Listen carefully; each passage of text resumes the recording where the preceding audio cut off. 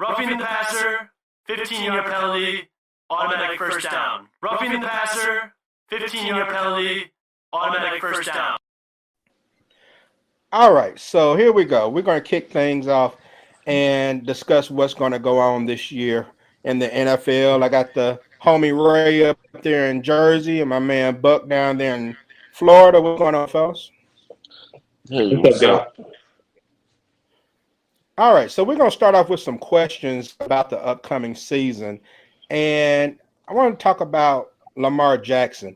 Will Lamar Jackson's performance earn him more money or lose him more money in this upcoming season? And Ray, I'll start with you. How do you think he's going to perform? Is he going to make himself some money this year, or is he going to lose himself some money? Well, I think he's going to perform well, but I don't think he's going to finish the season. And to me, it's just a situation of him being greedy, in my opinion.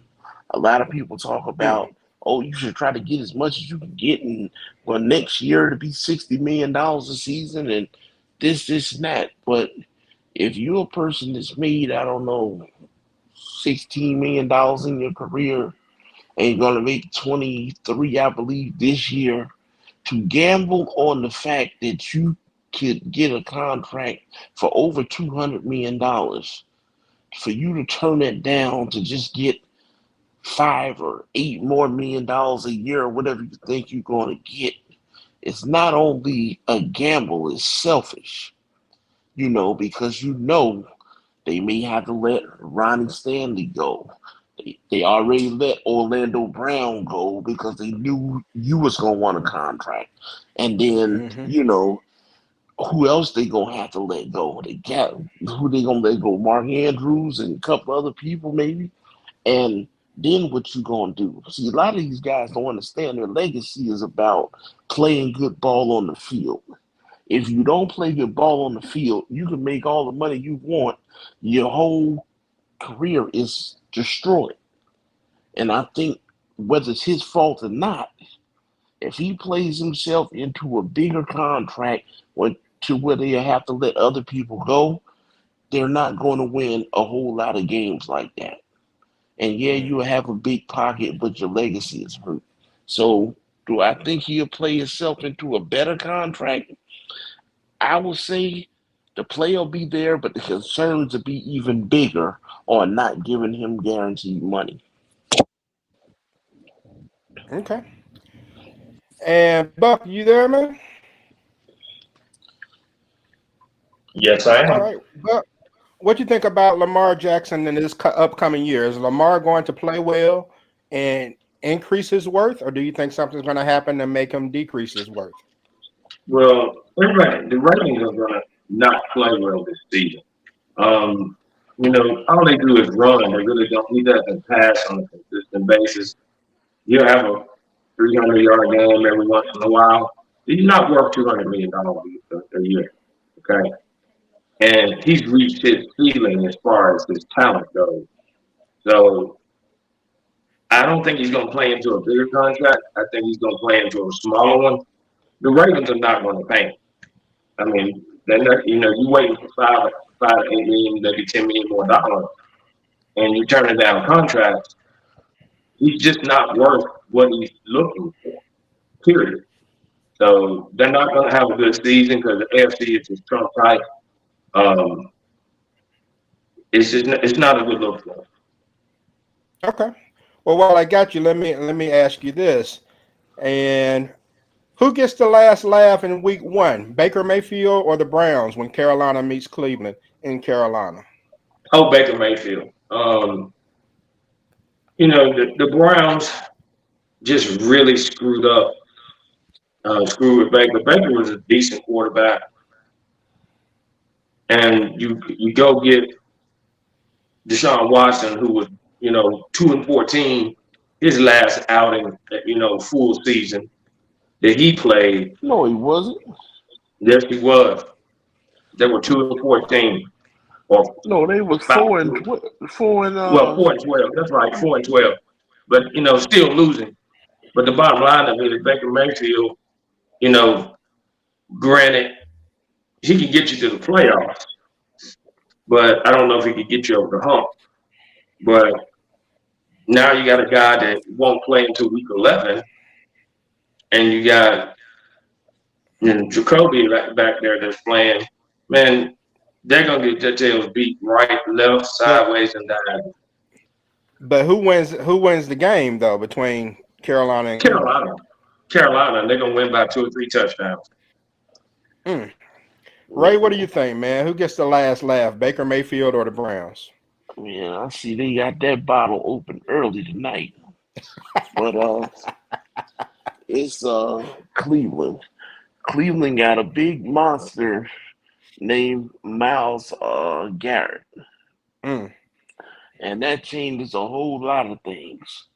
And you gotta realize there's a lot of them boys on that team that want to beat Baker's ass. And when you get those type of guys that want to beat his ass, they won't say it publicly, but you watch how that defense get after him. And ain't nothing like a coach that already knows you. So, everybody said, oh, Baker this, Baker that. But who did he beat out? He beat out Sam Darnold.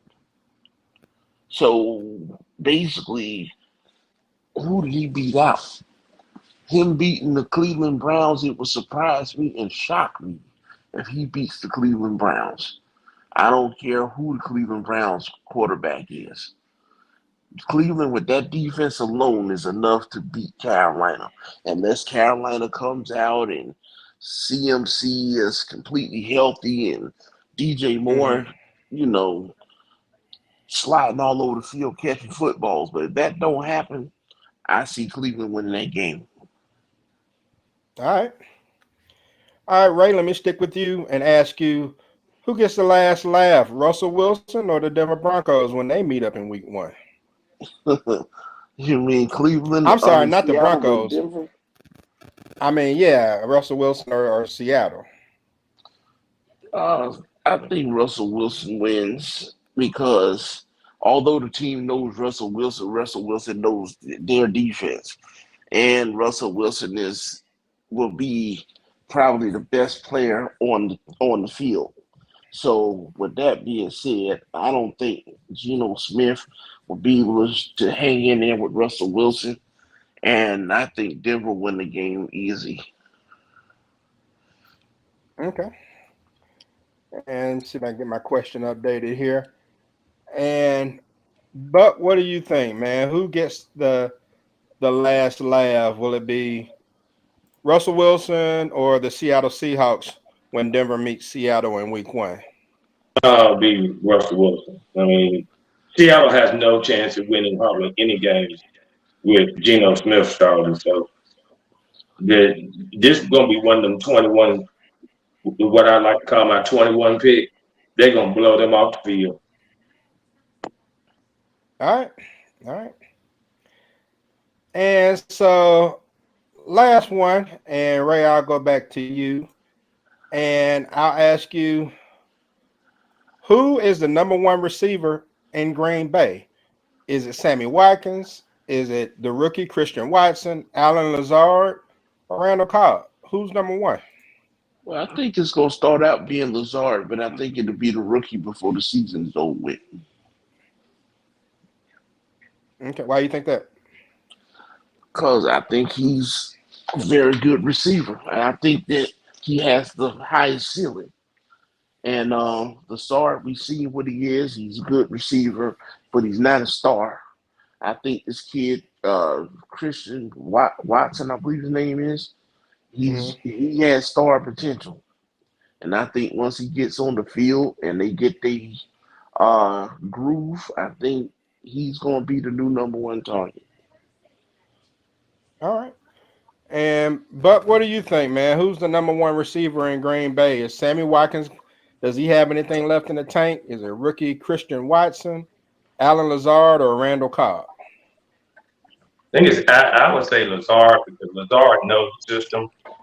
Um, and he's made some plays in the past. So I really think that he'll be the number one receiver. But that rookie they picked up does have some star potential. I don't think he'll be the number one receiver by the end of the season. I think Sammy Watkins has a little bit of gas left in the tank. So I think he'll be between Lazard and Sammy Watkins as far as receivers who will be number one. But I think Lazard will be number one. All right. Well, we'll see what's going to happen in the upcoming season with these guys. Some of these questions are going to be answered, and some of them quite soon in the first week of the season. So, just stay tuned and we'll see what happens.